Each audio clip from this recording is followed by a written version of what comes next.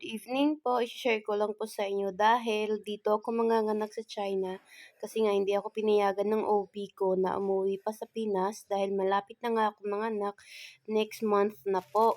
So ayan, agad-agad akong bumili ng gamit ng baby ko through online kasi mas nakakapili ako pag sa online lang ako namili. So ayan, ang dami kong binili. Ayan, gamit yan ng baby. Mga damit niya yan paglabas niya. Yan yung susuotin niya. Ayan, gamit lahat yan ng baby ko at saka by the way, hindi pa lahat yan. Nung nakaraang araw ko lang to in-order online, tapos yung iba hindi pa dumating. At bumili na din ako ng mga bottle niya, tapos isa pa lang ang dumating.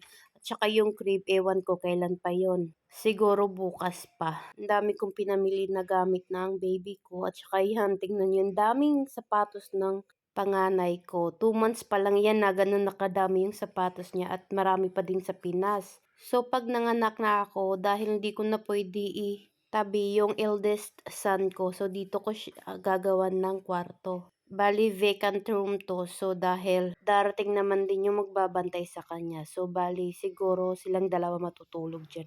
At least may kasama rin siya. Lalagyan lang namin ng CCTV at saka iba pang mga kagamitan. Kasi nananapak yung eldest son ko eh. Tuwing gabi din kasi gumigising yung anak ko para umiyak, hay nako. So, natatakot akong madisturbo niya yung kapatid niya. So, kaya ililipat na namin siya ng kwarto pag dumating na yung magbabantay sa kanya. So, ayan, nagpalagay lang ako ng panibagong aircon kasi summer na dito at medyo mainit-init din talaga. Kasi heater lang ang meron kami dito sa kwarto. Kasi simula nung pinatayo ng asawa ko itong bahay na to, hindi pa siya nakatulog dito ng ilang araw. Mga siguro nasa 2 araw lang at winter pa. So, hindi niya nalagyan ng aircon yung mga kwarto. So, ngayon, pinalagyan ko na siya. And take note, this is our own house dito sa China. Pero sa Pinas, wala kaming sariling bahay doon. Umuupa lang kami.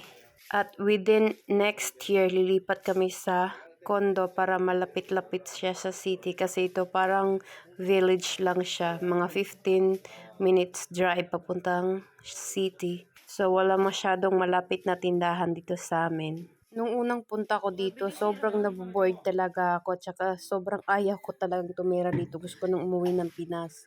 Pero ngayon nakapag-adjust naman ako. So ngayon isi-share ko lang yung gamit ng eldest son ko na pinamili ko dati nung pinagbubuntis ko pa lang siya. So malapit na rin ako manganak that time. So ayan, ang dami niyang gamit at saka nasayang lang to lahat dahil after mga 6 to 7 months siguro lumipat kami ng ibang city. So sa condo lang kasi kami nakatira dati sa Manila. So yung paglipat namin lahat ng gamit namin sa bahay, pati gamit ng mga anak ko naiwan lang sa condo. Lahat ng mga gamit niya, yung, kasama na yung crib at kahit na yung aircon din. Bumili lang kami ng mga panibagong gamit niya. So, medyo nasasayangan talaga ako. So, dito kasi, sariling bahay naman talaga namin to dito. So, kung anong gusto kong bilhin, bibiliin ko na lang din. Kasi, malay natin, baka may pangatlo pa.